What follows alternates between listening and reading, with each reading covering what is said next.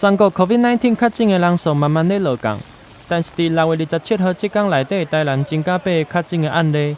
确诊者拢是对同一个家庭内底出来。伫咧疫情的期间，要搁一摆呼吁民众，若无必要就尽量唔通出门，嘛唔通找人来厝邻居做伙。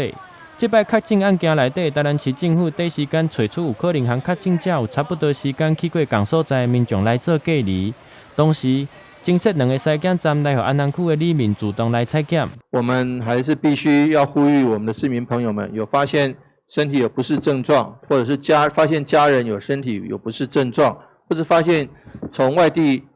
回来的家人或亲友有身体有不适的症状，就呼吁他们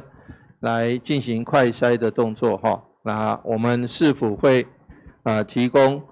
快筛的量能在各个卫生所。真济啦，阮伫市内咧做生意，遮较方便，是啊，来参加的。因为我们生活区就在这附近，所以难免会重叠。好，谢谢你啊。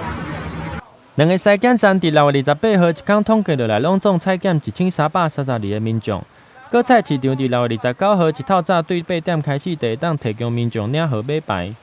提醒民众尽量按照号码牌顶悬的时间来报到。